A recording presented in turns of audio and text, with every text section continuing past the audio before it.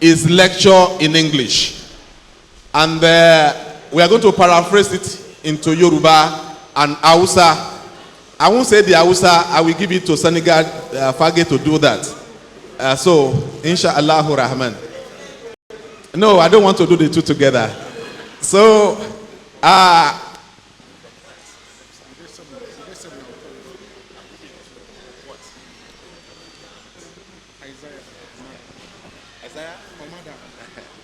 have Mr. Isaiah Omada and Mr. Admumin tí àwọn náà wá pẹ̀lú wọn. Ẹ rí pé wọ́n ń fi àwọn oríṣiríṣi nǹkan hàn sí ibi báyìí. A fẹ́ kí kámẹ́rà máa gbé.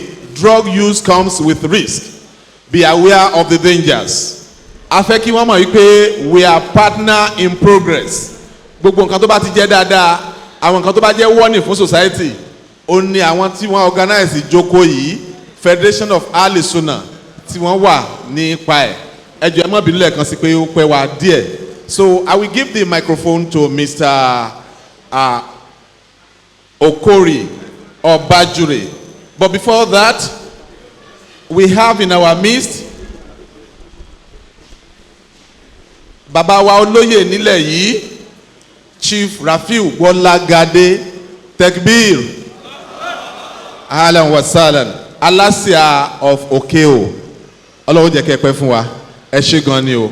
A sì ń retí àwọn bàbá wa ọba náà, ṣùgbọ́n àwọn àfáà wa ti lọ kí wọn, wọ́n lọ sálámọ̀ sí wọn, ìní ò jẹ́ kẹ́ rí wọn ní ìjókòó. Ọba Abdulrafi Oṣuọlálé Mustapha Adéyìtán kejì Onjo ti ìlú Okeho. Gbogbo àtàbà ti ṣerú wá sí báyìí náà máa ń jókòó tì wá. Ọlọ́run bá ní san wọ́n ní ẹ̀san rẹ̀. A kí gbogbo ẹ̀yin agbófinró, gbogbo ẹ̀yin aráàlú, ìjòyè ìlú tí ẹ wà pẹ̀lú wa àti gbogbo ọmọ ìlú. Ọlọ́run dákun kò ní jẹ́ kó sú wa, kò ní jẹ́ kó rẹ̀ wá. So Mr. Okeho A, ACN, the microphone is waiting, the public is waiting, the media is, because it's been streamed live worldwide as we are here. So thank you very much, sir. You are welcome. You can have your seat because of the mic.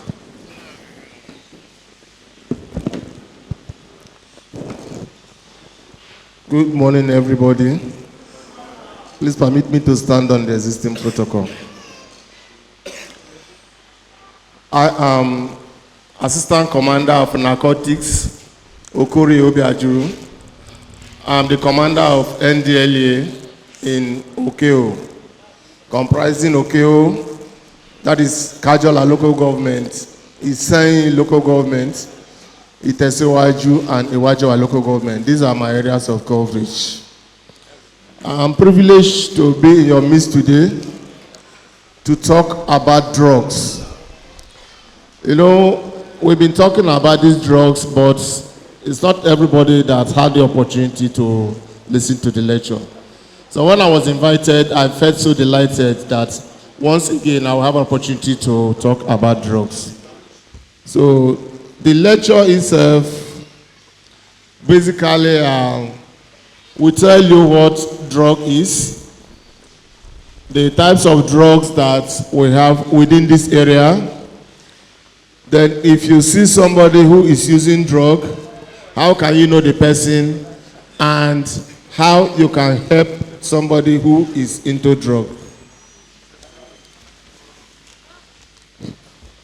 The problem of drug is a global phenomenon. It's not only associated with Nigeria. Worldwide, the drug problem is there. You go to America, you go to India, you go to everywhere, there is a drug problem. So it's not only in Nigeria that we have drug problem. It's all over the world. That is why today, if you go to some Asia countries, if you carry drug, you enter into their country, if you are caught, they are going to execute you. They are going to kill you.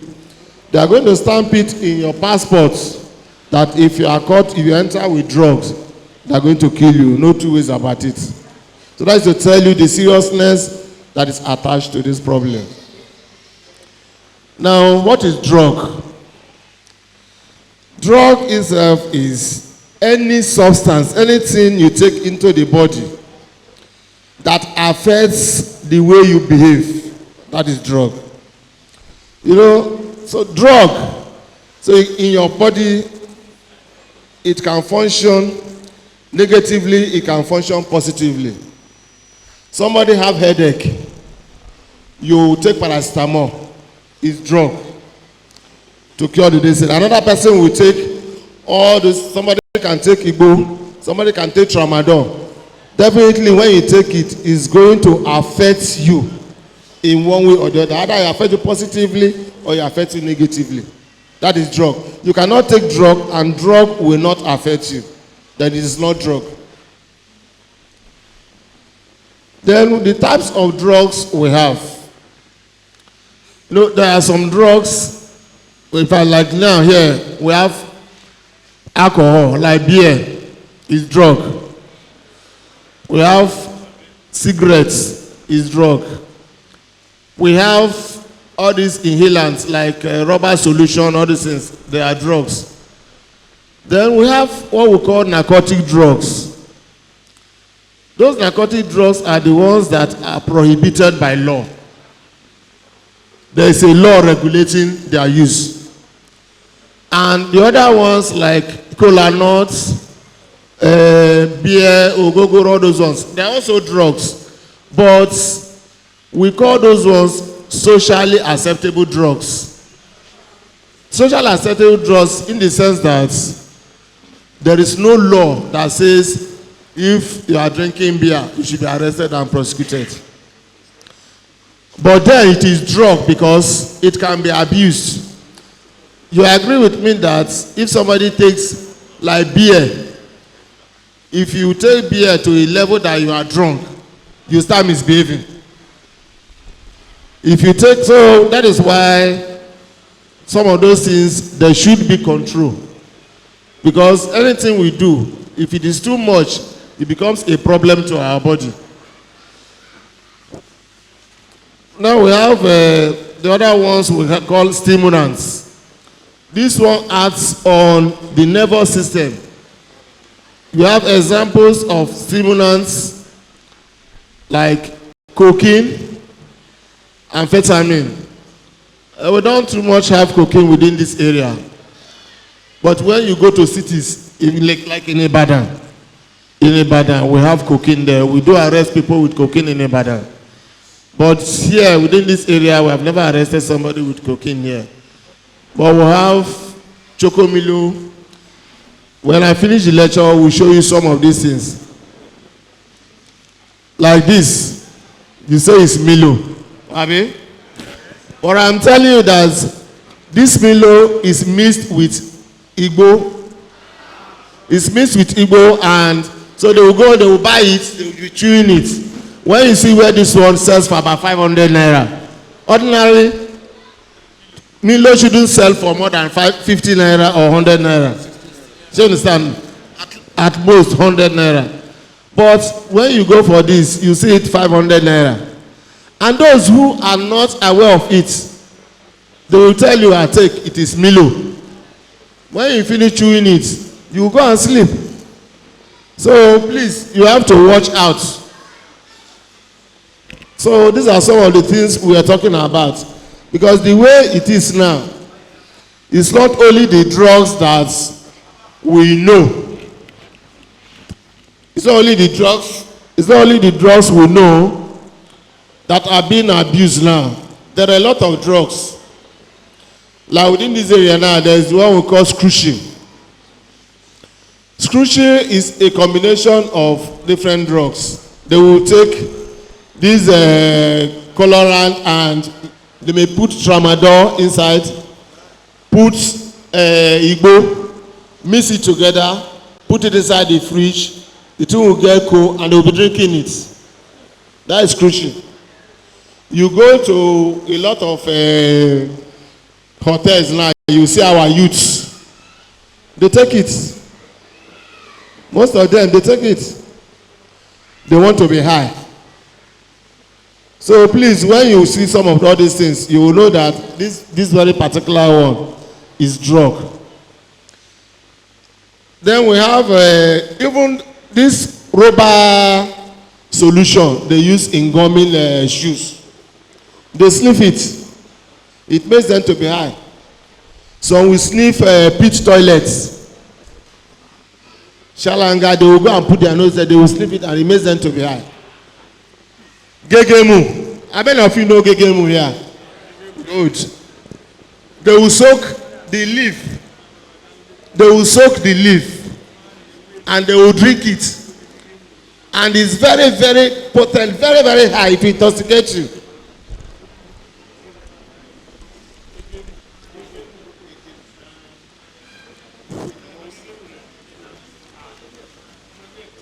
Now, how do we say somebody is abusing drug? You know, drug, when you abuse drug, when it is for no medical purpose, there is no doctor that recommends drug for you. But you just go, you buy it on your own. That is drug abuse. Because, maybe, okay, my friend had headache the other day, and he took this type of drug.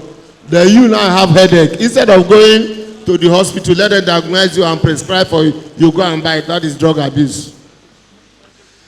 Then, when it is legally prohibited, the law forbids some type of drugs. Tramadol, the law forbids it.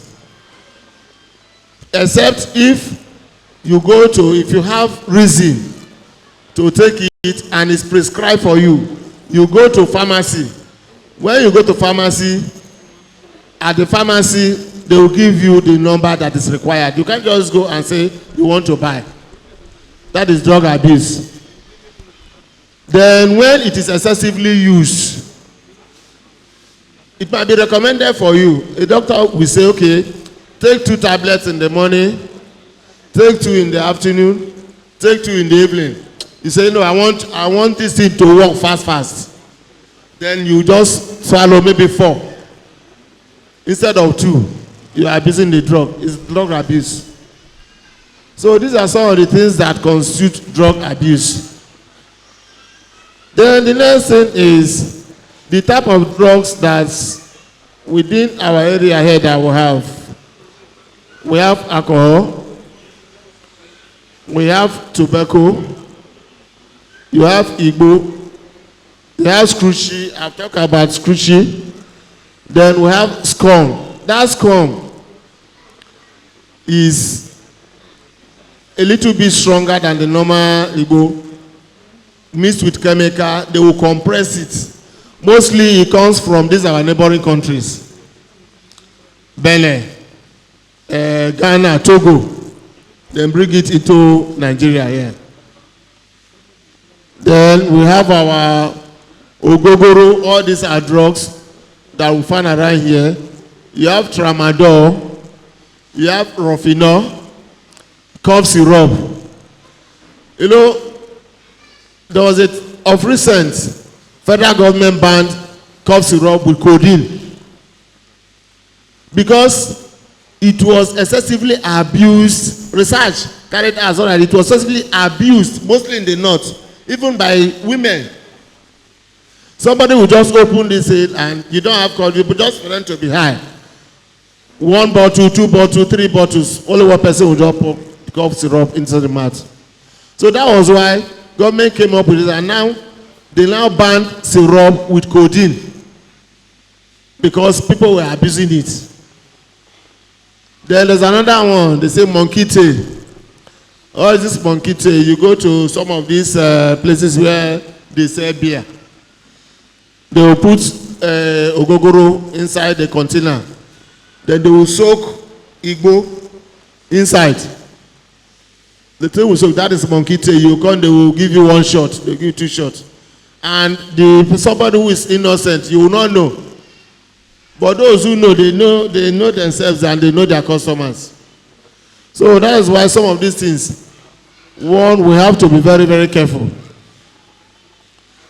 I have talked about this, the chocomilo itself, and wherever you see it, you see it's always very, very hard. Because where they put it, they miss it. they will use iron to iron it, and it will be very, very hard. They sell it 500 naira. Some places it goes as high as 600 naira. They will just push on you and they will be chewing it, and it makes them to be high.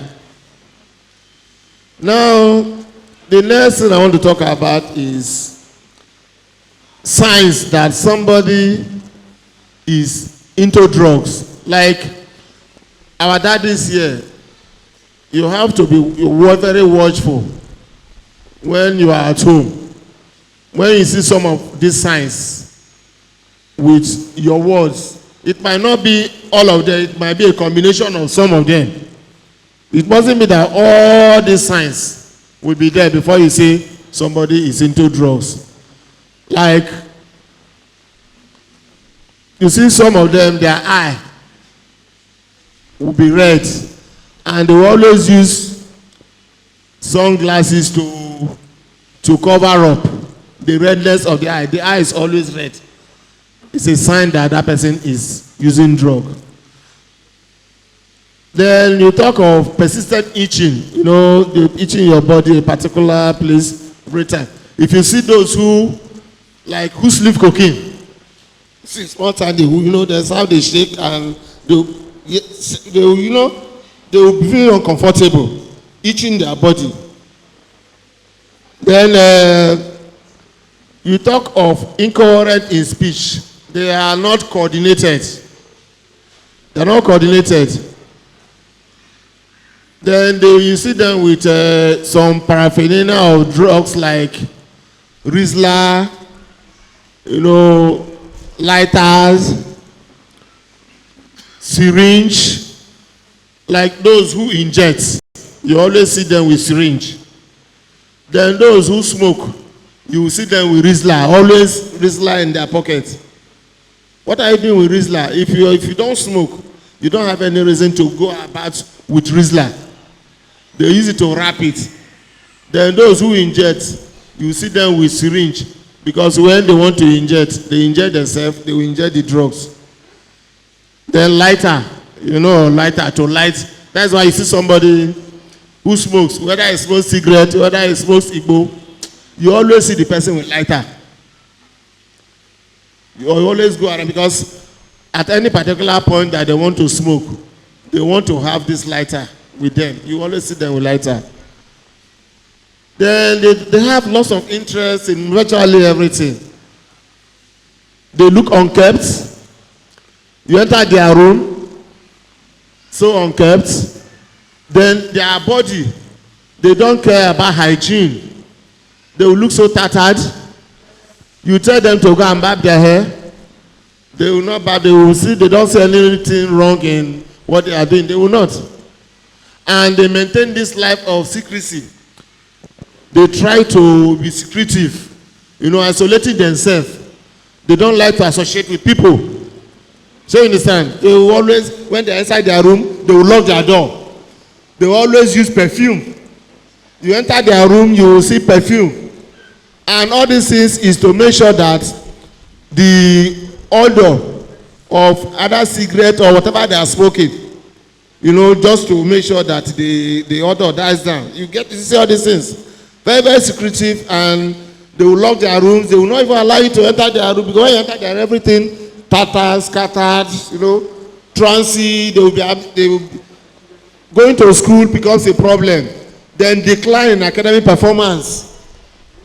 This thing, when it starts affecting them, they will, you know, today they are in school, tomorrow they are out of school. Before you know it, it starts affecting their performance at school. So when some of these things, you know that yes, this person, you will have to watch out that this other person is using drug. So it might not be all the signs, but the combination of them. If you say somebody with a lighter, what are you doing with lighter? You should ask. What are you doing with lighter? Because if you don't smoke cigarettes, you don't smoke Igbo, what are you doing with lighter? Inside your pocket, everywhere you are going, you are with lighter. You always see these things with people who smoke.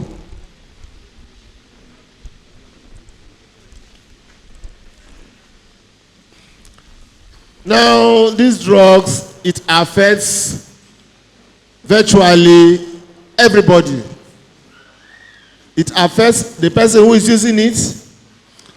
It has effects on the family. It has effects on the community. It has effects on a larger society. Because, like in a family now, if somebody is into drug, if you have a child that is into drug, it's going to drain that family financially. Some can go to any length to sell any property to make sure that they buy these drugs. If you come across those who are, like in our office in Ibadan, where we have people that we are rehabilitating, if you talk to some of those, their family, you will shed tears.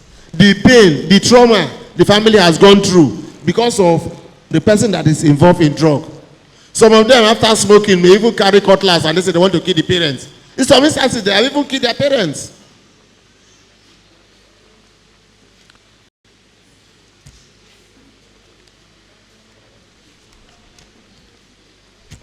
Now, for an individual that smokes, we have, it can damage your liver, can damage the brain, can damage the kidney. That is why you see most people, like those who smoke cigarettes, it affects the liver. Likewise, those who smoke cannabis and take other drugs, it affects you. You see in cigarette they say smokers are liable to die young. You know, it's a sign that it affects you, because as you are smoking it, it's damaging the organs of the body. It's damaging the organ of the body. Then it slows down your heartbeats, breathing rates, and digestion. Poor feeding. In most cases, they don't too much have appetite for food. Give them little, they just eat little food, and that's all. Because the appetite is no longer there. As they continually use these drugs, you see people who drink alcohol excessively. They can go from morning till evening without even eating anything, because the appetite is no longer there. Then you talk of impaired judgment, and in most cases, this can lead to accidents. You see somebody who is already drunk, you know, at that particular point in time, your judgment is not correct. Somebody will just pass this place, and before you know it, the person will fall into the gutter. Or a moving vehicle, if you are riding a machine or the thing, the person will go and have an accident. Because the person is no longer thinking well. Then another one is heart attack. It gets to a point that the person will have heart attack. Then cancer of the lungs. People who smoke, in the long run, they have cancer of the lungs, because it's going to affect the lungs. And that is why there are some people who call passive smokers. Like me now, if I enter a room where they are smoking, even cigarettes, if the place is very stuffy, I will not feel comfortable sitting there. Because when you sit close to somebody who is smoking, you are a passive smoker, it's equally affecting you. It's going to affect you too. The smoke that is coming at you, you are a passive smoker, it is going to affect you. Then you talk of disruption of smell and taste. Got to a point that they don't even test anything, they don't feel anything apart from the drugs. Then it affects, you have the watery eyes, vomiting. You see some people, they take alcohol excessively. The next thing is, you see them vomiting. If you go to beer parlor, you will see them. When they drink up to you, you keep on wondering, this very person, you are the one who drank this thing by yourself. But at the end of the day, they will be vomiting. I don't know, you take something that will discomfort you. Then why are you taking it? Tomorrow they will still go back. That is why you see the holy book, if you go to the Bible, all this, it condemns smoking, it condemns alcohol. I believe the Quran too, it condemns alcohol. Because when you take all these things, it's going to destroy the body. And it's going to make you to start not to function where the way the body is created to function. Somebody will come and you will be talking to somebody who is old enough to be your father. When you are under the influence of alcohol or drugs, say, who are you? At that very particular time point, you are nobody. You see a lot of crimes. You see these kidnappers, you see people who kill. Before they go out to commit those crimes, they make sure that they take a lot of drugs. And at that particular point, they look at nothing matters to them. At that point in time, nothing, because ordinary eye, to even kill, you take a goat or take to kill. You know, you will have the feeling. Not to talk of slaughtering human being. You know that those people, they are not with their right senses. They are under the influence of alcohol. They are under the influence of drugs. They must have taken these drugs to the point that, yes, anything, armed robbers. They take all these things to make sure that, yes, they carry out these things with boldness. With boldness. It gives them that boldness. Then the effect of the drug on the community itself. We talk of civil unrest. You will see them after taking these drugs. They will start disturbing the people in their neighbors. We have some people say, area boys, people from this street and this street, they are fighting. You know, they will be destroying vehicles. They will be, you know, making people who are in the street to be uncomfortable. So as a result of their drugs. Then you talk of high rate of crime. Break into people's home. Break into people's shop. After taking their drugs. They will rob. They want to steal. They want to get something to sell. Then it leads to lack of development. Because the youths who are the leaders of tomorrow mostly involved in this drug. And when they destroy their lives, then the productivity is going to decline. Somebody after taking drugs will not go to you. You cannot function well again in your place of work. So these are some of the things. Then you talk of the effects on a nation. Armed robbery. Corruption.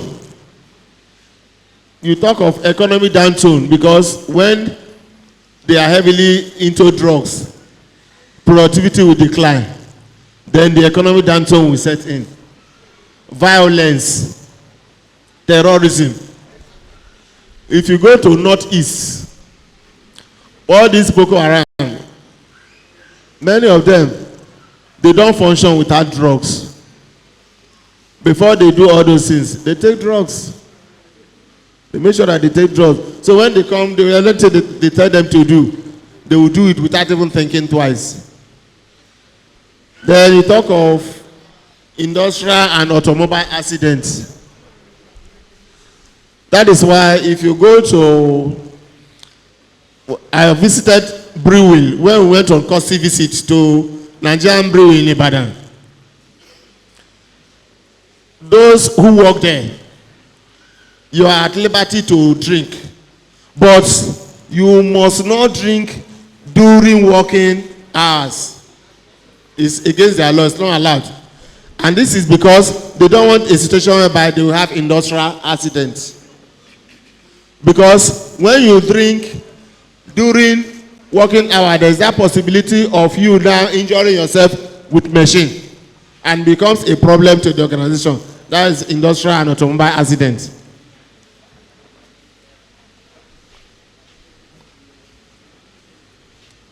Now, well, what we are doing now is enlightenment campaign. What I'm doing to you is enlightenment campaign. The drug war itself is fault from two places. There's another enforcement aspect of it. The enforcement aspect of it is if you are found in possession of drugs that the law forbids you from being in possession of, you will be arrested and prosecuted. Like now, if we see you with Indian hemp, some quantities that is reasonable, where you cannot tell me that if you want to smoke half bag of Indian hemp, it's not possible. But if we see you with one wrap, we will talk to you. Don't use it again. We know that you want to smoke. We cannot take you to prison. We cannot prosecute you with one wrap. We know that you are using it and you need help. We will talk to you just like as we are talking now. But when we see you with a larger quantity of the drugs, then we will know that this one you want to sell. You want to sell it to make money, then the law will take its course. So that is why I'm very happy that at this particular point, we have to thank the organizers of this program for giving us the opportunity to come and talk to you people so that you people can at least, because knowledge is very, very important. There are some people, they don't even know this drug. They have not even seen it. They've not heard about it. And people will not deceive them to go and take into this drug. But when you hear, from time to time, we go to secondary schools, we go to primary schools, we go to universities, higher institutions, to talk to them about these drugs. So that at least, like at the primary school and the secondary school, we want to catch them young. So that people will not go and feed them with negative things that take this thing, is good. It is going to help you to in academic pursuit and all those things, and which is a lie. So I tell you that thank you all and God bless. Please, I would like to entertain questions if there are questions. Alhamdulillah. We thank Mr. Okori for that beautiful speech on the effect of drug abuse. A fẹ́ gba àwọn ìbéèrè láàyè, ṣùgbọ́n ká tó gba ìbéèrè láàyè, wọ́n bá wa tú sí Yorùbá àti Haúsá ní ṣókí nǹkan tí wọ́n sọ ní kíákíá.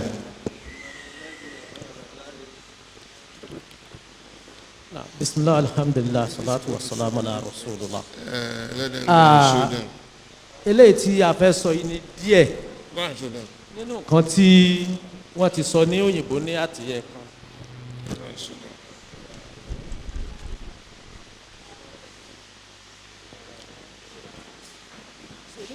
Nígbàtí àwọn ọ̀gá wa ń bá wa sọ̀rọ̀ ní ẹ̀ẹ̀kan, èyí tí wọ́n kọ́kọ́ bá wa sọ ni wípé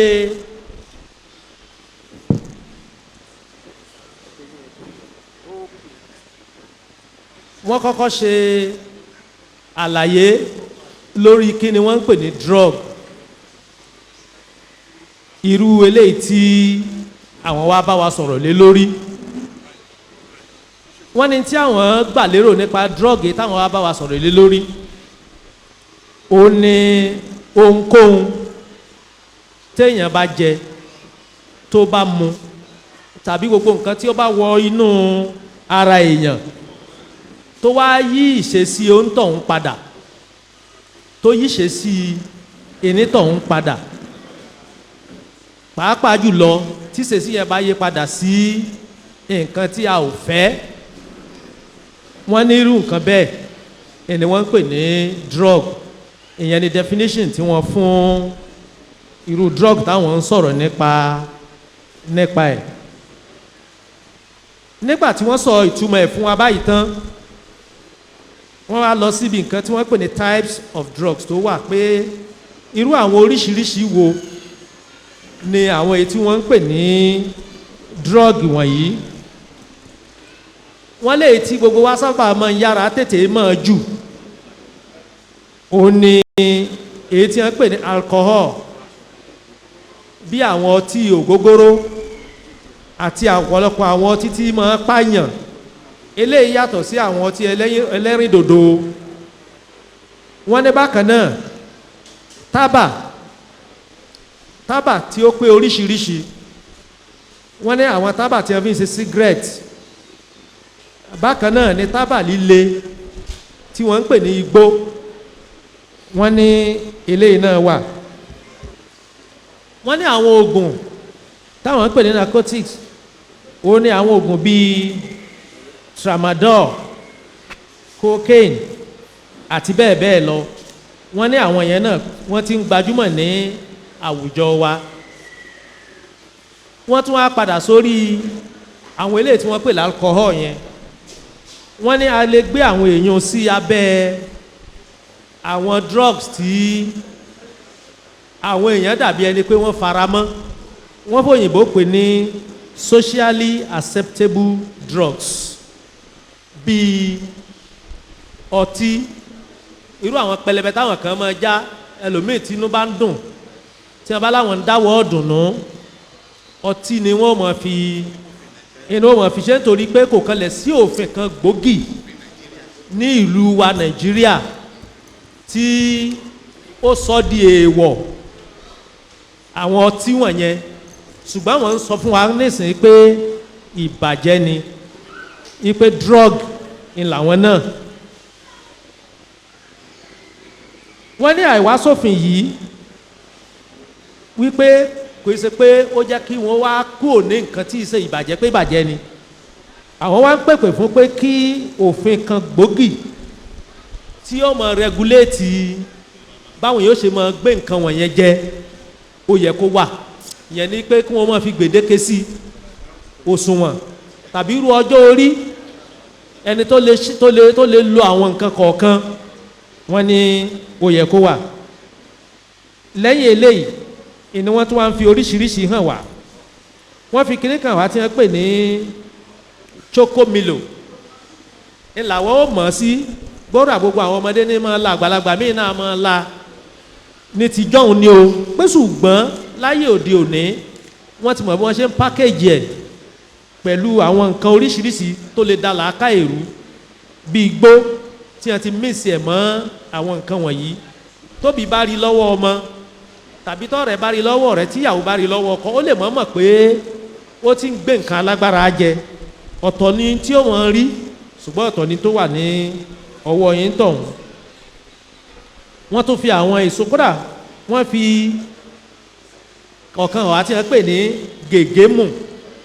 Gègémù tá à ń wí yìí, gégémù, igi tẹ̀yàn sábà máa ń rí even láwọn ẹ̀yìn kùlé, wọ́n fẹ́ jọ bí ìgbà táwọn èèyàn gbin bomubomu, ṣùgbọ́n èso tiẹ̀ ìmọ̀ rí bí ikàn, yóò wá ní ẹ̀gún, yóò lẹ́gùn lára.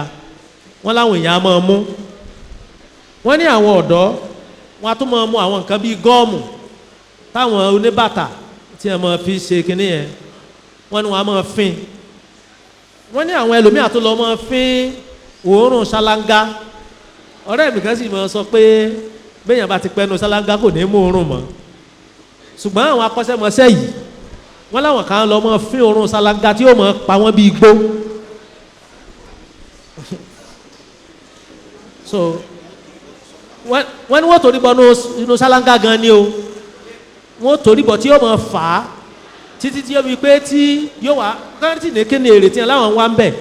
Wọ́n fẹ́ òyìnbó sọ pé wọ́n fẹ́ high, ìyẹn ni pé wọ́n fẹ́ kọjá ordinary level kí wọ́n ní agbára.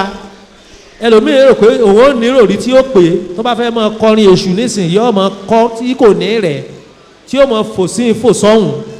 So wọ́n ní nǹkan wọ̀nyí ní àwọn nǹkan tí wọ́n ń gbìyànjú. Wọ́n ní kódà wọ́n ní àwọn oògùn olómi oríṣiríṣi gan-an ó ti di nǹkan tí ìjọba ti ń pèpè fún pé káwọn èèyàn má dé díẹ̀ mọ́. Àwọn syrup, wọ́n ní element kan wà nínú àwọn syrup wọ̀nyí tí wọ́n ń pè ní codeine. Oògùn kọ̀ọ̀kan wà nítòótọ́, beleline tó bá gbọ́ oògùn kọ̀ọ̀kan tí wọ́n ń pè ní beleline oríṣi méjì wà, beleline with codeine, ọ̀kan jọ àtúnjẹ́ beleline lásán. Kòókó pọ̀ ní oògùn kọ́tẹ́ ẹ bá mú báyìí ògbénu ọ̀kọ́ máa ta. Ṣùgbọ́n àwọn tí wọ́n bá fẹ́ fi lò nílò tó oògùn olóró wọ́n ní wọ́n lè lo ìgò bíi mẹ́ta pọ̀ wọ́n láwọn obìnrin gan máa lò ó ẹlòmíì àtàwọn oògùn oríṣiríṣi ọmọ tó fi ṣe kí ni o àwọn míì àmọ́ fi ṣẹ́yún àti àwọn oríṣiríṣi nǹkan míì tí wọ́n máa fi ń ṣe lẹ́yìn ìgbà yẹn wọ́n wá kọ́ wa yí pé kí làwọn àpẹẹrẹ tá a máa rí tá a fi mọ̀ pé ẹnìkan ó ti ń dọ́gbọ́n sí oògùn olóró nísẹ̀mí ayé tiẹ̀ wọ́n nínú nǹkan tá a máa rí ni yí pé ojú wọn a máa pọ́n ẹ̀yìn ju wọn pọ́n wọ́n wà nífẹ̀ẹ́ sí láti máa lògò kìí ṣe kò funfun ìgò dúdú wọ́n ní wọ́n máa lo ìgò tí wọ́n máa fi bo àṣírí ojú wọn tí ń pọ́n wọ́n ní wọ́n máa ara ó máa yún wọn ara ó máa dá wọn gángangan ara ó máa ṣe wọn gángangan wọ́n ní àpẹẹrẹ míì tá a tún máa rí lára àwọn tí bá máa lo oògùn olóró wọ́n ní ara wọn ò ní balẹ̀ ara wọn ò ní balẹ̀ mọ́ tí yorùbá bá lára èèyàn balẹ̀ a kú ti mọ nǹkan tí ó túmọ̀ sí lọ́pọ̀lọpọ̀ gbà wọn ò ní wà coordinated ní tí wọn bá ń ṣe kò ní sábà mọ ọmọ gbọ́dá ni wọn ò ní lè ṣàkóso ayé wọn mọ́ dáadáa tàbí ìṣesí wọn mọ́ dáadáa ìgbà míì tẹ́lómìí bá mú abọ́ lọ́wọ́ tó fẹ́ fi sórí tébù kò ní tì débi tébù tí ó rò pé òun ti débẹ̀ yọkàn jábọ́ ní pọnrangandan lẹ́ẹ̀kọ̀ọ̀kan ẹ̀ mọ̀ ṣàkíyèsí pé àwọn nǹkan kan ó ń rọ́ọ̀gù nínú sẹ̀mí ayé ìnítọ̀hún wọ́n nínú kẹtẹ́ tó wọn kíyèsí ni wípé ìmí nínú wọn gbogbo balẹ̀ mọ̀ tí ó mọ̀ ní syringe abẹ́rẹ́ tí wọ́n mọ̀ lò ní hospital wọ́n láwọn tó bá yẹ pé drọ́ọ̀gì tiwọn wọ́n mọ̀ gúnra wọn ní abẹ́rẹ́ oògùn olóró ni wọ́n ní ẹ̀ mọ̀ rí syringe pẹ̀lú wọn wọ́n ní sànà ìjìnà sí wọn àti pẹ́rẹ́ firelighters báwa ìlọ tó bá yẹ pé tí wọ́n máa ń mú gbó ni àti kìí ṣe gbó nìkan wọ́n ń fi firelighter mú o wọ́n máa ń mú ní ohun tí wọ́n mú pọ̀ gan wọ́n ní àwọn nǹkan báyẹn náà tẹ́ bá ti ń kíyèsí ọmọ tí nǹkan báwọn yẹn ò jìnnà sí wọ́n ní ká máa fura sí irú wọn wọ́n ní bákan náà wọ́n máa sábà jẹ́ alátakò kò sí nǹkan dáadáa tẹ́ ẹ bá sọ fún wọn tí wọ́n máa fẹ́ tètè gbà tẹ́ ẹ bá ní lágbájá irun rẹ̀ dàbí ẹni kó ti ń kùnà lọ ṣe kò ní fẹ́ lọ lé bábà ó lè máa rò pé káṣọ dọ̀tí díẹ̀ gan-an ní fìyàn hàn gẹ́ bí ẹni tó gbajúmọ̀ torí tó bá wọ jíǹsì nísìn ó lè wọ̀ lóṣù mẹ́ta yọ́n máa sọ kí nǹkan máa change top ni wọ́n lẹ́lòmíì lè máa fi perfume nìkan kó máa fi gbéra tí ò ní wẹ̀ àwọn ṣẹ́sí rẹ̀ yọ́ mọ jẹ́sẹ̀ sí talátakò bákan náà kò sì ní máa kíyèsí àwọn ìwà tí ń hù àti appearance ẹ̀ ní ìtamọ́ kò ní má gbàlẹ́gbọ̀n débi pé yọ́ mọ̀ pé bàbá ni bàbá jẹ́ tàbí ìyá ni ìyá jẹ́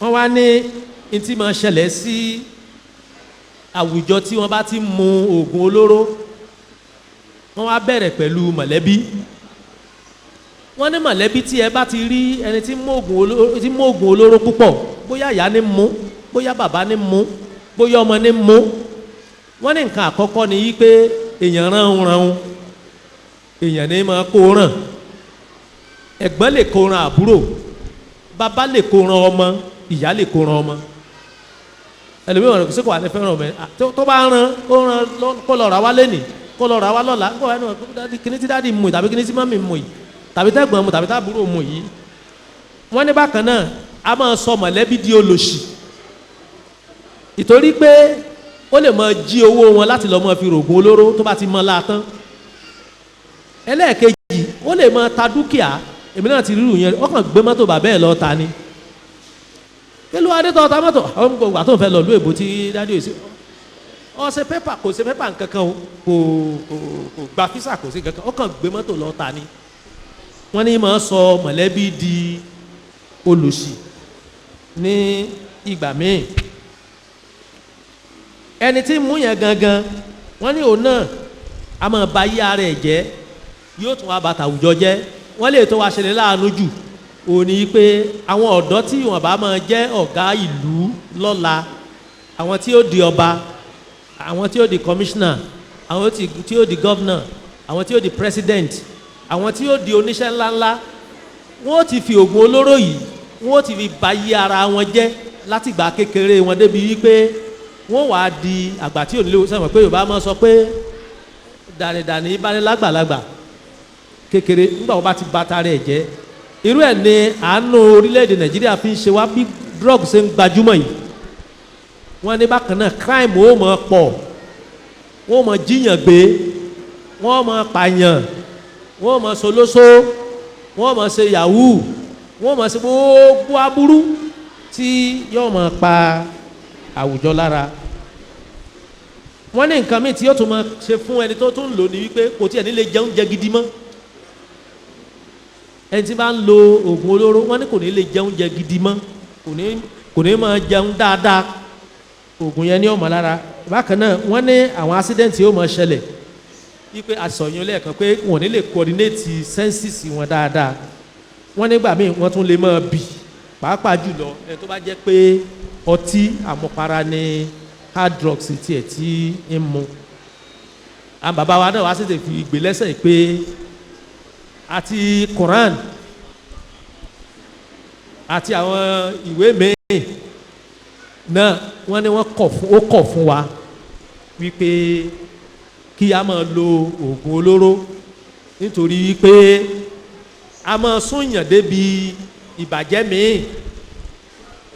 irú àwọn ìta àti kàlẹ́ kan tẹ̀yìn bá ti mutí nísìn iṣẹ́ burúkú mi ọmọ tẹ̀lé àti dẹni tó jẹ́ pé nígbà tó yó fẹ́ẹ́rẹ́fẹ́ ló lọ fi tipátipá báyàn lò pọ̀ nínú wọn àtẹnìkan ní gbólóhùn aṣọ ló bá la nǹkan mọ́ lórí tọ́ ń bá ti bẹ̀ ló bá gbọ̀rún lọ àti bẹ́ẹ̀ bẹ́ẹ̀ lọ àti bẹ́ẹ̀ bẹ́ẹ̀ lọ wọ́n wá ní àwùjọ gangan wọ́n ní community àtàbí society wọ́n ní ìpalà tá a máa rí nírú tá à ń rí àwọn area boys wọ́n ní a máa jẹ́ kí àwọn area boys yọ pọ̀ wọn ò ní lè ṣiṣẹ́ gidi mọ́ wọn ò ní lè ṣiṣẹ́ pawó fúnra wọn mọ́ wọn ò mọ̀ tọrọ owó wọ́n bá ti di pé àwùjọ ò bá fún wọn báyìí wọ́n ò sọ dìjà ni wàhálà ò mọ̀ tẹ̀lé wàhálà wọ́n ní ara bẹ́ẹ̀ náà ló ń lídìí sí irú àwọn tí wọ́n ṣe tọ́gìrì àwọn tán di bandits àwọn tí wọ́n di terrorist àti bẹ́ẹ̀ bẹ́ẹ̀ lọ wọ́n ní kódà a máa lídìí sí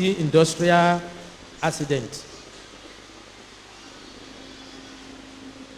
wọ́n á ní bákan náà ẹnikẹ́ni tí wọ́n bá wá ṣèèṣì bá oògùn tí òfin dè lọ́wọ́ ẹ̀ ipe ó lè dẹni tí àwọn agbófinró ó mú tí wọ́n sì gbé lọ sílé ẹjọ́ tó lè líìdì sí pé kó lọ sí ẹ̀wọ̀n lẹ́yìn ìgbà tí wọ́n wá ṣe àlàyé tán wọ́n kí àwọn tí wọ́n fún àwọn láǹfààní láti wá sọ̀rọ̀ yìí èèyàn Federation of Listener Organizations in Nigeria FASAN látòrí Amiru dé gbogbo ọmọ jàmá yìí wípé àǹfààní tẹ́ fáwọn láti wá ṣe campaign lórí drug abuse yìí wọ́n láǹfààní ńlá ni wọ́n nínú àwọn gan dùn sí o pé ká mọ̀ tún gbìyànjú sí i láti iléèwé alákọ̀ọ́bẹ̀rẹ̀ iléèwé onípele kejì secondary àti àwọn tertiary institutions wa ká mọ̀ gbèrú ṣe sí i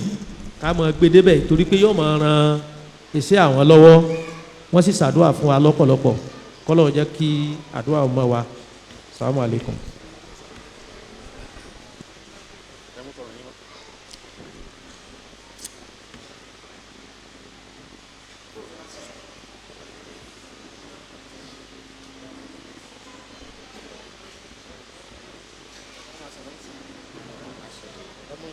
Wa alaikum salam wa rahmatullahi wa barakatuh. Mr. Okeho, sir, I think you can entertain some questions. Yes, yes. Wọ́n ní àwọn tí wọ́n bá ní ìbéèrè lórí àwọn nǹkan tí wọ́n sọ yìí wọ́n lè náwó kí wọ́n dáhùn ìbéèrè wọn. Maybe you can explain all these things on the mic so that because of women there so they will be showing it. You get it?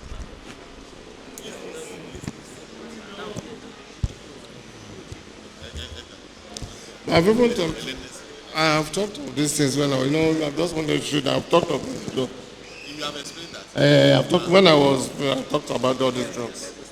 It's just to show them, let them so that when they see it, we have already talked about it before. What about that there? Like those ones. It's to show them this Reflon. That's tramadol. Èmi ò rí rí o. Wọ́n ní kẹ́ ẹ̀ ná sókè. They say you should raise it up. But I know many of them must have seen this. Which one is that? This Igbo. Marijuana. Wọ́n ní gbóná o. Please put it on the paper because of the camera so that the camera can take it. Èwo nìyẹn? That's volume 5. Volume 5. Volume 5. Cannabis. Má fọwọ́ kàn ó lè jáyàn lálùwàlá o. Cannabis. All cannabis. Igbónu o. Ọlọ́run mo dúpẹ́ lọ́wọ́ rẹ̀. Show your hands.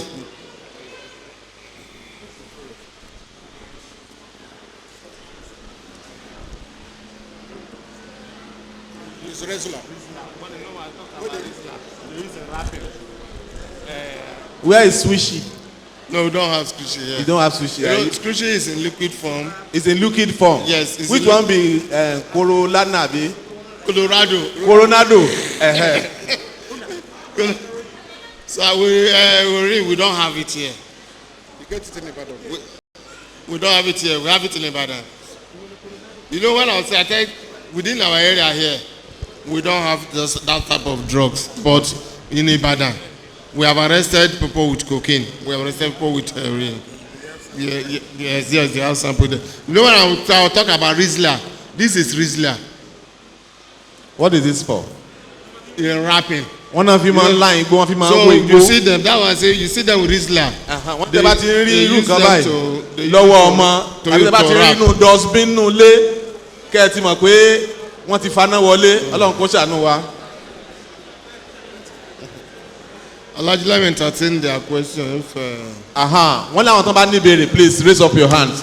1, 2, 3. Oya let's make it 4. Oya number 1. give them the ẹ wo this choco Milo. ẹ wo bó ṣe wà yìí. Milo with choco Milo. Wọ́n ní wọ́n mú igbó wọ́n wàá fi sí inú irú Milo báyìí wọ́n wàá lọ́pọ̀ wọ́n wàá fi ayọ̀nù lọ yọ̀ wàá lé nǹkan tó ń tàn 50 naira wọ́n mọ̀ tàn 500 naira so ẹlòmíràn ra yọkànra Milo tó bá lọ ṣe èsì rà ẹni tára rẹ̀ ọ̀yá tẹ́ bá ṣèṣì ló fún orí ni ó fi mọ́ rìn nínú ilé ẹ wàá rògbìn ẹ̀ ń sàsí ni kórógùn ìyá rẹ̀ ní í ṣe wọ́n ní ọmọ kírun express question number 1. They should give them mic, Alhaji. Come on, Mom. Yeah, Mom. Come this way. Yeah. Come this way.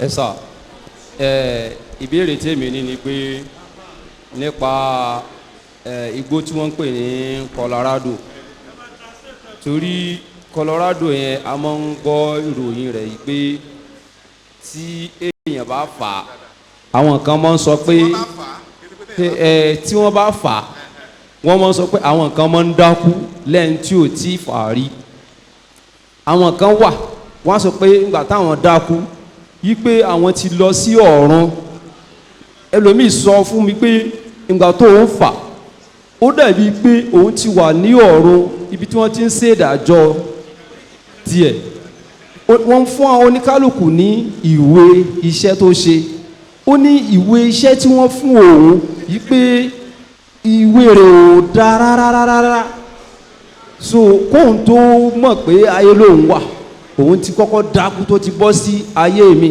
so ní mo fẹ́ béèrè pé irú kẹ́míkà wo ni àwọn èèyàn ń fà débi pé kí ọpọlọ wọn mọ dé ibi tí wọ́n ń rò àti tí wọ́n ń rí ó ní ìbéèrè tèmi ní sáwọn àlè. You understand the question? He said, should I take more questions first? I think I got the question. I want to know the chemical they use in missing the Colorado. Assalamu alaikum. My question is, I don't have any question too much, but what I want to say is that, okay. what I want to say is that in Isen, I come from Isen. I never see any J from Isen in Isen at all. I've never seen them. We have seen many people, also of our youth. They are drug cards, they are Indian marijuana smokers. But we never seen any base or their office in Isen. I don't know why. I think you get that question. That they see those who are taking marijuana all around, but you've never been arresting them in the same area. Okay. My question is that at what point will these drugs become an offensive to be carried? At what quantity? Because you said some are using it to enhance to get energy to work or sports. At what point become an illegal thing for us to use? Then I discovered that it has become rampant now. Gone are those days. For you to go to see a little drug, it becomes difficult. But now it has become so rampant that go every corner, look and crane, you got to see all these things, and it's available at a cheaper price for people to use. Is there any way can we as a normal citizen, get those people arrested or prosecuted through your own agency? Okay, that is your question. And how do we report them? Do you get it now? To your agency. Okay.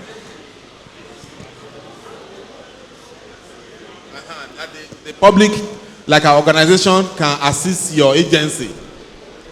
Assalamu alaikum warahmatullahi wabarakatuh. Ìbéèrè mi ni pé ẹni tí kò fà bọ̀ yín máa ń jókòó pẹ̀lú wọn irú kí ló lè kó bá òun náà pẹ̀lú tí ṣe ń jókòó pẹ̀lú wọn yẹn tí mo jọ òfà ọ̀bọ̀ yín máa ń jókòó tí wọn irú ìfẹ́ tí ó lè lò padà kó bóun náà. Somebody who is sitting around those who are smoking hemp or taking drug, what are going to be the effect of those kind of people? Yeah, you are Ladina Amanu. Takula, Wakunu. Alhaji, let me respond to. Assalamu alaikum tullah. Ìbéèrè tí n fẹ́ bèèrè ni pé àwọn tó máa ń mu drug yẹn a máa ń gbọ́ pé ní nǹkan tó ń ṣe ò dáa a dẹ̀ máa ń gbọ́ tó wọn gọ́ọ̀mẹ̀ntì wa ifun àwọn sẹ́nétọ̀ kan wọ́n raise the issue pé ní kí Nàìjíríà gbà wọn láàyè láti lè máa ta igbó a dẹ̀ ń rí igbó yẹn pé ní ó ń pọ̀ gan ní àwùjọ wa yìí tó dẹ̀ pé gbígbà tó yẹ pé gọ́ọ̀mẹ̀ntì apá gan fún wọn ní full support tó ta bá gbé ọlọ́kadà àzúgbò ní òṣìṣẹ́ ọ̀kadà ń sìn tí wọ́n bá gbé boys bíi 5 boys èèyàn máa rí ọmọ ọlọ́jà tó yẹ pé ní ó kéré tán wàá èrì mẹ́rin tó yẹ pé ní wọ́n máa tó pé wọ́n fẹ́ lọ gbajà ọjà wọn fẹ́ lọ gbà ó máa jẹ́ igbó kí ni ìgbésẹ̀ tí gọ́ọ̀mẹ̀ntì ń gbé lórí àwọn pípò yìí.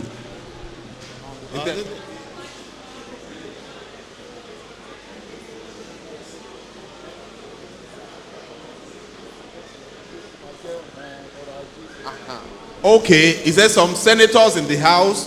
They are raising the issue in the floor that they should legalize marijuana like they did in some countries across the world. So what is going to be the effect of that when they are raising issues of legalizing some drugs in the House? So what are we becoming? Alhaji, let me respond to. Last question. Okay. Assalamu alaikum warahmatullahi wabarakatuh. Is there any means of communicating with you to report those menaces aside coming to your office? Because some issue happened when people report in your office. Later you will see those boys coming back to the person to attack the person that you are the one that. I've got your question. Okay. Can I use this mic or use this one? I should use it, okay. Let's see how I should use this. The first question talk about chemical used in preparing Colorado. I've never prepared Colorado, so I wouldn't know the chemical use. But what I want to tell you is that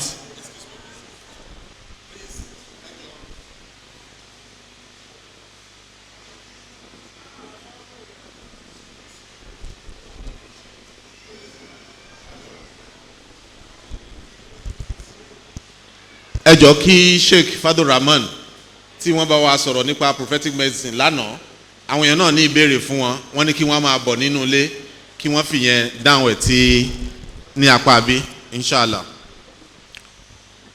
So the first question is the chemical used in preparing Colorado. I've never prepared Colorado. I cannot tell you specifically the chemical used in preparing Colorado, but what I can tell you is that Colorado is very, very dangerous to the body when you smoke it. You see, because of the chemical added to it, it's stronger than the normal Indian hemp. It works faster than the normal Indian hemp. So that is the thing. Then question number 2. The man from Iseyin, not arresting people in Iseyin. That is not correct. We have arrested people in Iseyin, we are prosecuted, but we still need to do more in Iseyin. I am aware that we have drug problem in Iseyin. I am aware, and we are going to do something about it. You know, when I started, I told you our office is here. I cover here, cover Tesiwaju, cover Iwajo, cover Iseyin. You understand? You can do my yes. So we are aware of the problem in Iseyin. We are going to do sooner or later. You will hear from us. We know. Then how to report. Before I will leave here, I'm going to drop my phone number. I'm going to drop my phone number. If you have any information, you need not come to the office. Just call me. But it must be information that is verifiable, not things that, yes, maybe you are quarreling with somebody. Okay, I will now use NDL. Then somebody talked about if you are in a place where they are smoking. Am I correct? You know, when I was delivering my lecture, I talked about passive smoking. You are a passive smoker. What you can do is leave that environment because it's still going to affect you. Leave that place, it's going to affect you. Do you understand? Then the issue of legalizing Indian hemp. They've been talking about it, but the chairman chief executive of NDLA, which is General Abuba Marwa, retired, even has made a presentation to the presidency and National Assembly that on no account should they contemplate legalizing Indian hemp in Nigeria. We have never legalized it and we're having this problem. The way you legalize it, which means we have a lot of mad people roaming our streets. So for now, they are talking their own, but we as an agency, we are against it and we have made our position known to government. Then I think means of communicating to us, I have said it. So I'm going to drop my number. Yeah, you have any information, you pass it across to us. And my number is 080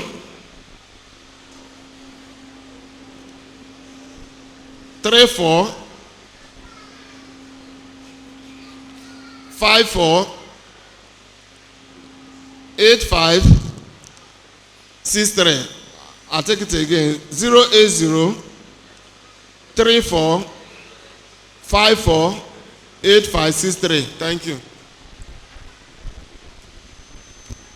Laji, I think we are good to go.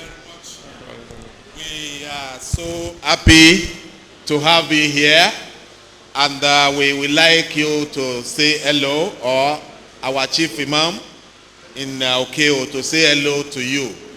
They are all coming from the palace of Onjo of Okeho. So we like your contributions, and we hope to make the society better with you as a religious and faith-based organization. That's our chief imam in Okeho. That's Mr.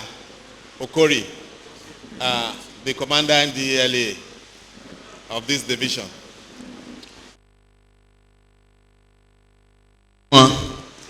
Pàápàá àwọn ọmọ Nàìjíríà tó wà ń bẹ̀ pé mi lè mọ ṣe pati tí ò ní wálé mọ́ ó lè kún ṣòkú ìyá òun yóò mọ ná dollars. Wọ́n á wá lẹ posters mara ògiri. Ẹ̀yìn posters àti frame photo tán bá gbé sára ògiri ibẹ̀ làwọn drug people wọ́n ti ń discover pé ibẹ̀ náà ń gbà wọn oògùn olóró sí. Ẹ wá wo ń tán ṣe ọ̀rẹ́ mi tó wá láti Libya ń gbà yẹn ló sọ pé ẹ má mind àwọn ọmọ Nàìjíríà tán láwọn ń lọ bá àwọn ará Libya jà pé wọ́n ń pọ̀ ọmọ Nàìjíríà wọ́n wá pé ọmọ 4 years 5 years ọmọ obìnrin ọmọ ọkùnrin tán bá rí pé bàbá ẹ̀ tàbí màmá ẹ̀ lówó lọ tó ní business gidi tó jọ ọmọ Libya wọ́n wá fún ní cocaine tíntínní tó bá fi lè mú báyìí ọmọ yẹn ò ní lè sùn mọ́ àfi kó rí cocaine yẹn wọ́n á lọ pé kó lọ jí gold màmá ẹ̀ wá kó lọ jí dọ́là sí bàbá ẹ̀ wá àwọn yẹn wá discover yìí pé wọ́n ń bà tàwọn ọmọ àwọn jẹ́ wọ́n á bẹ̀rẹ̀ sí pa wọ́n ṣèbẹ́yìn lẹ́gbàgbàkúgbà ń ló jẹ́ káwọ́ mọ́ ní kidnapping a kí bàbá wa o ẹ jẹ́ ká pé kábíyèsí o bàbá wa oúnjẹ ti ìlú Okeho àti àwọn ìjòyè wọn wọ́n wá yẹ wá sí ọlọ́wọ́ bá ní yẹ ẹ̀yin náà sí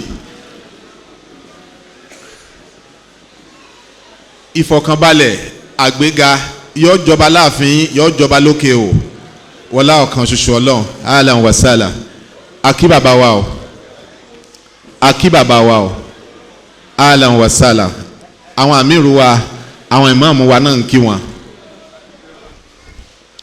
akíyìn o Allahu akbar Allahu akbar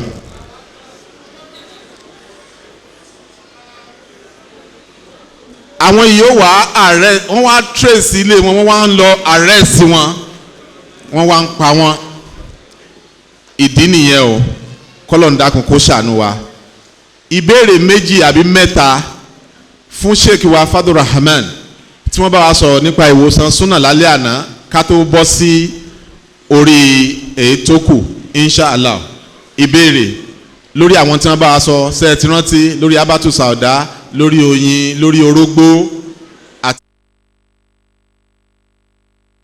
ó la sọ ọ̀rọ̀ tí a sọ yẹn fún kódà wọ́n ń padà sọ fún mi pé àwọn oògùn kan ń bẹ nínú àwọn oògùn tí wọ́n ń tà níta yẹn gan náà tó jẹ́ pé gbogbo nǹkan tá a kàn lọ́fẹ̀ẹ́ pé síbẹ̀ tán pé n táwọn náà sì máa fi tọ́jú nù mọ́ ní ọ̀dà bẹ́ẹ̀ bá ti fẹ́ ṣe mí kẹ́yà fi yókù náà kùn ẹ fi yókù náà kùn so mo ṣàlàyé lánàá wípé a lè fi tọ́jú stroke àbáwọn tí bp wọn bá ti high parí pé díẹ̀ ló kù kí wọ́n ṣe kíni kí wọ́n já síbi stroke so ni wọ́n lè lo àwọn nǹkan yẹn fún wọn lọ́dún mélòó lèèyàn lè fi lè tọ̀ tí òfin ní tọ̀ lé mọ́ kò ní yẹ ọdún kò ní yẹ ọdún kódà obìnrin tí ń bẹ ń lé ọkọ a máa tọ̀ ọ́ lé èyí tá a béèrè ni pé kí ló fà á kí ló lè fà á obìnrin tí ń bẹ ń lé ọkọ a máa tọ̀ ọ́ lé kí n tó wọlé nísìn ẹnìkan pè mí gbọ́n tí ń sọ dáadáa ẹni yẹn àgbàlagbà ni kódà ìyàwó mẹ́rin ló nílé ó sì ń tọ̀ ọ́ lé ẹ̀ sọ kí wọ́n á ní kẹ́ni ta ni ètò ọ̀nà yín ebi kan tọ́ tiẹ̀ lé ni ìyàtọ̀ mélòó náà ni lórí.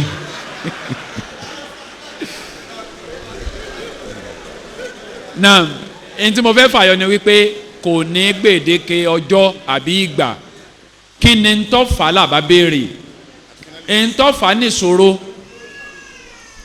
ṣùgbọ́n lọ́pọ̀lọpọ̀ gbà nínú ọ̀pọ̀lọpọ̀ àwọn ètò àti rí ojú méjì náà ni máa ń ní tó bá jẹ́ pé nǹkan tó wà natural ni bóyá bladder rẹ ti loose ọjọ́ ọkùnrin ni àbójú obìnrin tí bladder bá loose yóò ní di kí wọ́n tighten ẹ̀ so bóun ni wọ́n ṣe tighten rẹ̀ èmi ò mọ bí wọ́n ṣe máa ṣe tọ́lọ́ síbí tù ẹnìyàn ó wá oyin tó bá jẹ́ oyin gidi yóò máa mu síbí kan síwájú kó tó sùn ṣùgbọ́n láti bí aago 5:30 sí aago 6 kò ní mu omi mọ́ so nígbà tó bá pẹ́ tó bá ti ń lò bẹ́ẹ̀ ìtọ̀ padà máa jó nídìí tó bá jẹ́ pé wà natural tí ó bá wà natural ńkọ́ tó ṣe pé sí ayé ni tó ṣe pé àṣàṣì ni àbí ó kọ́wé náà máa ń pè é àwọn orogun mọ́ mi ẹ̀ àbí tó já sí wípé àlìjànú ló ṣe kíni ló ṣe sábàbí rẹ̀ ọgbọ́n wo la fẹ́ dá sí lẹ́yìn àkọ́kọ́ tí wọ́n ó ṣe ni pé kán ọkọ̀ ṣe orókè àfẹnìyẹn náà ọmọ ìyá wa kan kọ́ lọ́ máa fún lálàáfíà torí mo tún gbọ́ níjẹta wípé àǹjẹ́ni ẹ̀ tún ti padà sí lára òun náà máa tọ̀ lé ni kì í sì sọmọ kékeré kódà tíṣà ni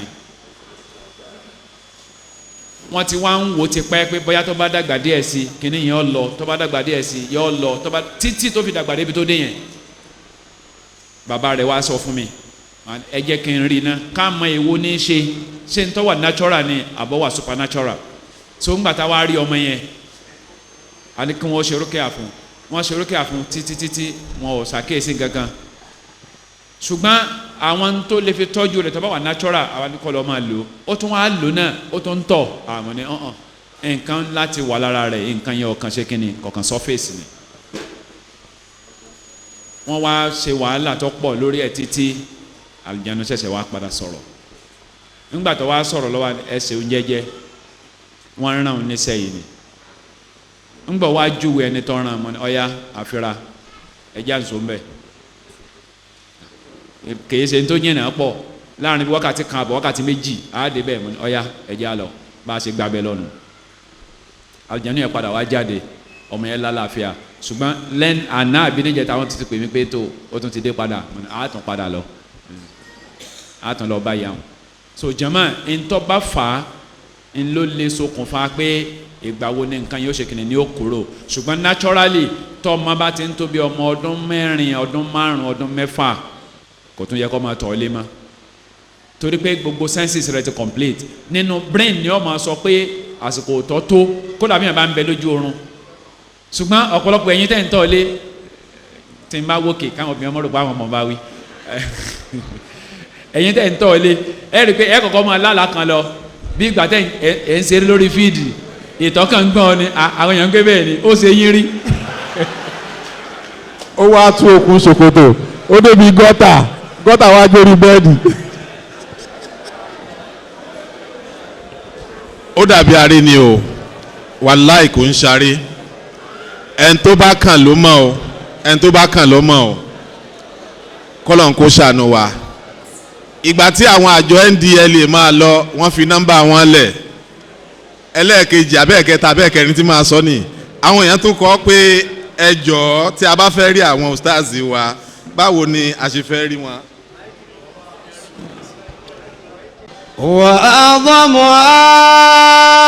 وأعظمها دين النبي محمد هو النعمة العظمى والمنة الكبرى هو النعمة العظمى والمنة الكبرى وأشهد أن الله لا رب غيره توحد في دنيا توحد في الأخرى توحد في دنيا توحد في الأخرى ọ̀kan Ọlọ́run ní ń bẹ ọ̀kan ṣoṣo Ọlọ́run ní ń bẹ ọ̀kan ṣoṣo Ọlọ́run ní rẹ ọ̀kan ṣoṣo Ọlọ́run ní ń bẹ kò má sí ewé kò má sí egbò kò má sáwòrè kò sí gbèkúdé kò má sí ọ̀gbà kò má sábùyẹ nípa kádàrá tọ́lọ́run ṣètò lórí aráyé ọmọ Ádámà la ilaha illallah ọ̀kan ṣoṣo Ọlọ́run ní ń bẹ la ilaha illallah ọ̀kan ṣoṣo Ọlọ́run ní ń bẹ. èmi ò ní bá wọn ṣẹbọ mọ́. èmi ò ní bá wọn ṣẹbọ mọ́. rẹ̀ sí ààrẹ bọ́ ni. èmi ò ní bá wọn ṣẹbọ mọ́. àrìmọ́lẹ̀ṣẹ̀ ààrẹ bọ́ ni. èmi ò ní bá wọn ṣẹbọ mọ́. àsokọ́lẹ́ṣẹ̀ ààrẹ bọ́ ni. èmi ò ní bá wọn ṣẹbọ mọ́. mo ní yíyẹsẹ̀ wòṣẹ̀ ààrẹ bọ́ ni. èmi ò ní bá wọn ṣẹbọ mọ́. mo ní òkà tájàṣẹ̀ ààrẹ bọ́ ni. èmi ò ní bá wọn ṣẹbọ mọ́. òkà kùsàn ní ààrẹ bọ ni èmi ò ní bá wọn ṣẹbọ mọ́. torí sẹ́bẹ̀lẹ̀ lẹ́nu sẹ́ ààrẹ bọ ni èmi ò ní bá wọn ṣẹbọ mọ́.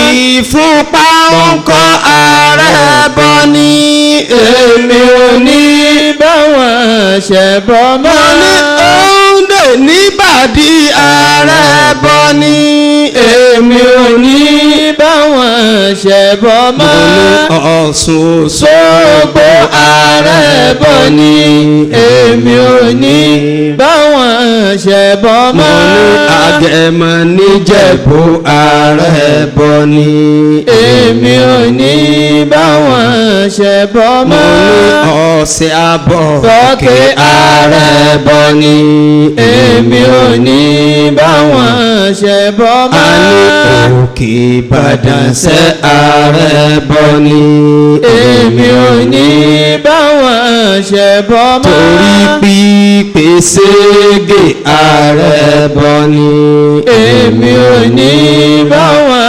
ṣẹbọ mọ́. ọ̀sẹ̀ àwẹ̀ bí Fálábóyún ó ti dájú pé ààrẹ bọ ni mi ní ṣe bẹ́ẹ̀ mọ́ ọba làwòrà wá foríjì mi mo ti túbà. Egungun ṣíṣe nílẹ̀ Yorùbá àṣà ni ṣùgbọ́n kò bẹ́sì mu. Egungun ṣíṣe nílẹ̀ Yorùbá àṣà ni ṣùgbọ́n kò bẹ́sì mu. Ṣàngó bíbọ nílẹ̀ Yorùbá àṣà ni ṣùgbọ́n kò bẹ́sì mu. Ifá dídá nílẹ̀ Yorùbá àṣà ni ṣùgbọ́n kò bẹ́sì mu. Ifá dídá ṣẹ nílẹ̀ Yorùbá àṣà ni ṣùgbọ́n kò bẹ́sì mu. títà pín ní mánú Fálábóyún àṣà ni ṣùgbọ́n kò bẹ́sì mu. gbogbo àṣà tí kò bá ti bẹ́sì mu ẹbọ ni ẹ jẹ́ àkíyèsí ẹbọ ni ẹ jẹ́ á ṣọ́ra fún. ẹbọ ni ẹ jẹ́ àkíyèsí ẹbọ ni ẹ jẹ́ á ṣọ́ra fún. Ọ̀ṣun Òṣogbo nílẹ̀ Yorùbá ẹbọ ni ẹ jẹ́ á ṣọ́ra fún. Ṣàngó bíbọ sẹ́nilẹ̀ Yorùbá ẹbọ ni ẹ jẹ́ á ṣọ́ra fún. Òǹdè níbàdí nílẹ̀ Yorùbá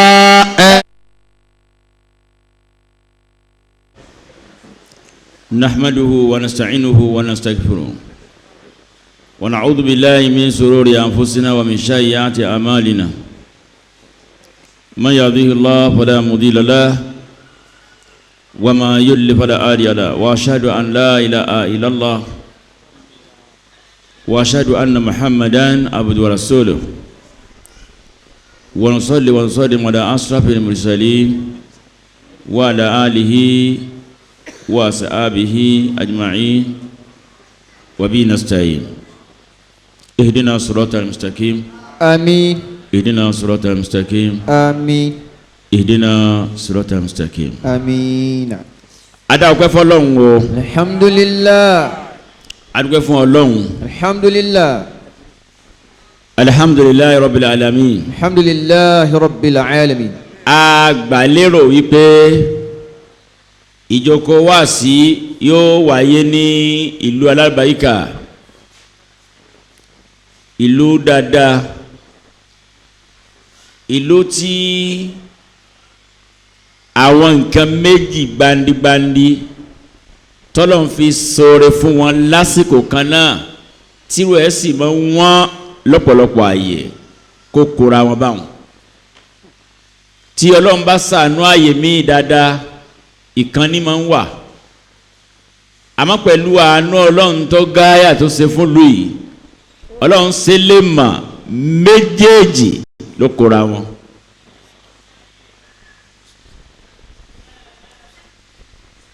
àwa la fẹ́ jòkó wá sí àmọ́jọ́ ọlọ́run sì yọ̀ǹda ọjọ́ kò bí a bá ṣàkíyèsí a rí i pé fúnra ọlọ́run ló yọ̀ǹda wá sí nítorí pé àsìkò tá a wà yìí àsìkò òjò ni wá sí yìí ìmọ̀ sábà wáyé níta gbangba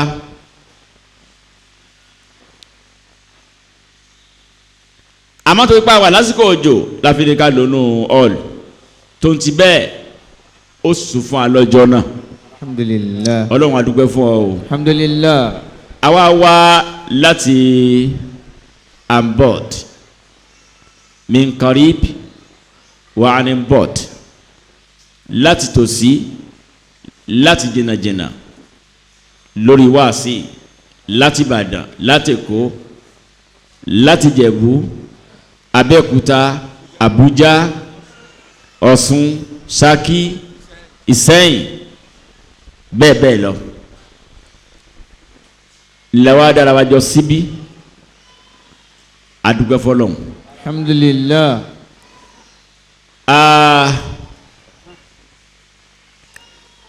bí n bá ní ọwọ́ kíkí ìní fi ṣe ìsọ̀rọ̀ mi àsìkò létó bẹ̀lẹ̀ pé a tẹ̀tún sọ ìkànnù méjì náà rọ̀ lọ́hùn ṣùgbọ́n a ṣe ṣókíṣókí nítorí pé nígbàtí ọba yẹ ká kí èèyàn tá a bá kí akúmọ̀pọ̀ lọ́hùn ó kí ẹni tá a kí tó bó ti yẹ ká kí ṣùgbọ́n ká ti ẹ̀ gbìyànjú tí a díẹ̀ kọ́lọ́ wọn bá ní kí o kọ́lọ́ wọn ní kí wọn máa bá ní fi òkú máa kí wọn lọ. bàbá wa ìmáàmù nílò yìí a kí yín a sì kí ọlọ́run yín nítorí pé ọlọ́run fi yín pọ́n ẹ̀sìn rẹ̀ lé ní ìlú yìí àti ní gbogbo agbègbè yìí ẹ jẹ́ ìmáàmù jíjẹ́ ìmáàmù yín ọlọ́run fi ń júwe pé òun ro oríire ro ìlú Okeho nítorí pé tí ẹni tí ó yẹ kó darí bá ń darí ọlọ́run ò fẹ́ oore fáwọn tí ń bẹ́ẹ̀ bẹ́ẹ̀ náà ni kò kú débẹ̀ lẹ́yìn ọlọ́run amófẹ̀yìn síbẹ̀ lásìkò yìí ẹ wá gbé súnà lọ́wọ́ ọba tó ní í sì ń tì í lẹ́yìn akínyín ẹnu pé àsìkò tó láti kínyín ṣùgbọ́n lọ́run tó ní yín ọba ní kínyín jù bẹ́ẹ̀ lọ. àmín. bẹ́ẹ̀ yóò ṣe jẹ́ nìyẹn gígùn ẹ̀mí àtàláfíà ara bani ṣe fún yín. àmín. ààyè náà má jẹ́ ó bàjẹ́ láéláé. àmín. la hawla wala quwwata illa billah. bàbá àgbà ìmáàmù lókè ọ̀fà àdàbí tù ọlọ́mọdé dóta yìí náà bá ní kí àmín. lọ́sàn-án lórí iṣẹ́ ọlọ́run má jẹ́ ọ̀rọ̀ yìí má jẹ́ oṣù yín. àmín. la hawla wala quwwata illa billah. bàbá wa láti ìlú Ṣakí làwọn ti wá bá a ṣe jọ máa pàdé gbogbo wáàsí náà ni ọlọ́run jẹ́ ẹsẹ̀ pẹ́ gbogbo Ṣakí má jẹ́ ó bàjẹ́ wọlé àná ọlọ́run láàárọ̀ yìí a ti sọ̀rọ̀ yín ẹ̀yin jàmáà wa nílùú Ṣakí ọlọ́run bá ní dóòtì yìí o wọlé àná ọlọ́run bàbá wa aláṣà sáwọn èèyàn kẹ́gùn síbí yẹn a bá wọn bí láàárọ̀ yìí ni ń gba pé a pẹ́ díẹ̀ ká tó dé a lọ kí bàbá wa imam àwa ń kéwú níbẹ̀ bàbá wa ń kọ́ wa ní kéwú níbẹ̀ bẹ́ẹ̀ni tí kì bá ṣe àsìkò tó fún àbá kéwú ni àbá kéda yìí là ṣùgbọ́n ẹ̀yin tẹ̀ ń bẹ́ ń bí ẹ̀jẹ̀ agbádùn ẹ̀ ń pè wá àbá gbàgbé ara síbẹ̀ kò dáa kí ẹ mọ̀ súnmọ́ àwọn àfa ibẹ̀ láti pẹ́ díẹ̀ àwa dé abá bàbá wa aláṣẹ àníkalẹ̀ ara wọn balẹ̀ amúta fi mọ̀ pé ọlọ́run ṣàánú agbègbè yìí náà nìyí ọlọ́ba ní dótẹ́ yìí náà o àmín yẹpẹ́ láàyè náà àmín tó bàbá wa onjo ṣé onjo ni àbí onjo bàbá ọba fún ìlú Okeho mo ti sọ̀rọ̀ díẹ̀ lé wọn láìpẹ́ láàfin wọn àlọ́ tí mò ń pa tí mo sọ pé àlọ́ mi lé fùrùgbà gbòó orí wọn náà lọ dálé àtòrí bàbá wa ìmáàmù nílùú yìí kì í sábà papọ̀ báwọn kílùú kan ní ìmáàmù rẹ̀ fi nafsile wákìtì kó tún ní ọba rí kì í sábà wọ́pọ̀ inú kí màmú ọ̀dà kọ́ba jẹ́ ọba inú kọ́ba ọ̀dà kí màmú jẹ́ ìmáàmù bí ṣe máa ń rí nìyẹn sẹ́wọ̀n pé ipò ọba anybody ló lè débẹ̀ inú aráàlú pé ìtí wọn fi ń to ọba sẹ̀gbọ́n àwọn àti ìsìn pé bọ́yá ẹ̀sìn ni wọn fi ń tò fàyẹ pé gbogbo ẹ̀ wá ṣe rẹ́gí báyìí ó dẹ̀ jẹ́ ọba tó tún wá gbẹ́sìn lọ́wọ́ ọba tí wọ́n gbé wá síwánú ìlú ẹ̀ tí wọ́n jọ wá ń jòkó ẹ̀yin aráàlú yìí ẹ kú oríire o ẹ̀yin ará òkè o ṣe wà níbí ṣe wá ẹ sọ pé alihamudulilah bí n tiẹ̀ mọ gbogbo èèyàn lókè o ìmí ẹnìkan jọ wá láti Ìbàdàn ọmọ òkè o ní bíbí ìlú yìí ni ọpẹ́ tó gbọ́ ṣùgbọ́n gbọ́ dé lọ́dọ̀ tó dé wálé ké mu ní a máa ń lò ké o bóò ni wọ́n ní bí bóò mu rẹ̀ àjọ ń lọ ni ìbàjẹ́ pé ń jọ́ tá à ń lọ gangan la bá rántí sọ fún yín àjọ dọ̀ ni àjọ wa wá ni òun tì yóò dìde ní ìsìn gbogbo yín ó rí bọ́ báyìí mọ́ máa lu yín kan wá tí ń gbé bàdà tí ń ṣe dáadáa ní bàdà lábáwá ọkọ ǹdẹ dàkíbẹ́ẹ̀rì. Allahu Akbar. ọmọ Okeho ni ọwọ́ àjọmọ̀ dáadáa afọnìkan dá gbogbo ọmọ Okeho yìí pé gbogbo ará Okeho èèyàn rẹ̀ ni wọ́n. Allah. ìjọ wọn ti ń bẹ pẹ̀lú wa wọn ò jàǹbá wa rí wọ́n sì ń ṣiṣẹ́ ẹ̀sìn lójú méjèèjì àjọ wa náà ni gbogbo ẹ̀yin ará Okeho mo bá yín dúpẹ́ mo báríkà yín o. Alhamdulillah. bàbá wa ìgbà tá a fẹ́ lọ ọ̀dọ̀ wọn aránṣẹ́ sí wọn pa ń bọ̀ wọ́n wá ń retí wa wọ́n tún wá ránṣẹ́ wá yìí pé àwọn bá ti dé àwọn tó ń retí wa à ń bọ̀ ká tó wá lọ yọjú sí wọn ọlọ́run jáde yín pẹ́ àmín gbogbo àdúrà tí a ṣe fún yín láàfin nìsín ọlọ́run bá ní gbà àmín mo wá fi bàbá wa kí gbogbo ẹ̀yin ará Okeho àti gbogbo ẹ̀yin jàmá láti bí tí a ti wá kọ́ni bá ní ṣe dáadáa fún yín àmín mo kí ìmáàmù wa ìmáàmù Tajudeen Semeyin ìmáàmù olórúkọ mi àwọn ń jẹ́ Tajudeen èmi náà ń jẹ́ Tajudeen ó wá di Tajadiini Tajadiini àtúnwá jòkó tira wa èmi wà gbádá àwọn náà wà gbádá agbádá mi níṣẹ́ tiẹ̀ náà níṣẹ́ ó tún wá jẹ́ kọ́lọ̀ kan náà láì sọ fúnra wọn tẹ́lẹ̀. èmi dẹ̀ ti Ìbàdàn wá àwọn tàbújá wá ọ wá papọ̀ mọ́ra wọn ọlọ́njẹ́ àrí yín pẹ́. àmín. wọ́n wá sojú amiru wa Balalawo àwọn náà ń bọ̀ àwọn náà ti ń bọ̀ nbí ṣùgbọ́n ààrẹ pè wọ́n lánàá sí palace ibẹ̀ ni wọ́n ní wọ́n gbé súlẹ̀ lánàá gẹ́gẹ́ bí ààyè kọ́nọ̀jà ara wọn náà pẹ́. àmín. gbogbo yín mo kí yín o látòkè lílẹ̀ àwọn ajá náà sì mo kí yín o. kí n tó máa sọ̀rọ̀ lọ kọ́nọ̀ kó fún wa sọ.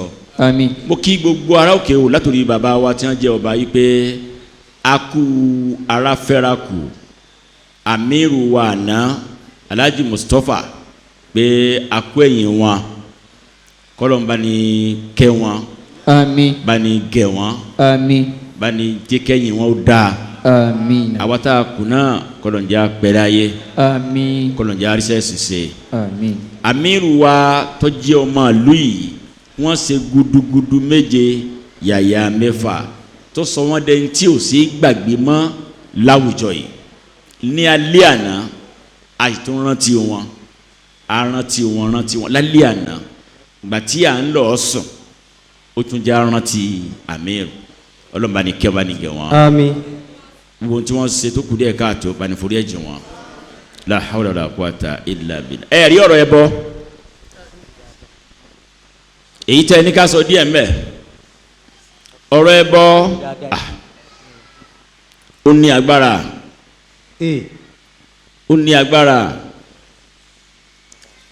èyí náà ni tí ó sọ àìmọye èèyàn di kòròǹfo nípa ẹ̀sìn lónìí ọ̀pọ̀ ẹ̀dá gbà yí pé ẹlẹ́sìn làwọn kódà tí wọ́n ń ṣe kìràkìtà tó yẹ pé gbogbo àwọn tá a sọ yìí àfàìkú là ìwọ́ná àdéhùn ọlọ́run tó nípọn ní lórí ẹbọ pé òun ò ní forí ẹ̀jẹ̀ èèyàn pé béèyàn bá ṣẹbọ tí ó bá ìtúbá kò láforíjì lọ́dọ̀ òun láéláé lópè kódà ó tún fi pọngbá sí láéláé pọngbá abadalẹ abadi tí ma ń bẹ fi kédìlẹ ayat tí ma ń bẹ lókè pẹ ọlátúnṣe o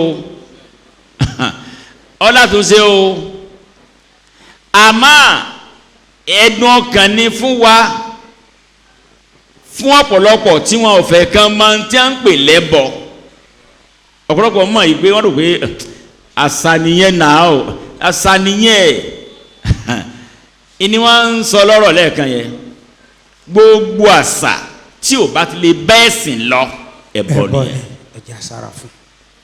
ọlọ́run sọ nínú Quran. A'udhu billahi minash shaitonir rajim. Bismillahir rahmanir rahim. Inna Allaha la yaghfiru an yushraka bihi wa yaghfiru ma duna dhalika liman yasha. ومن يشرك بالله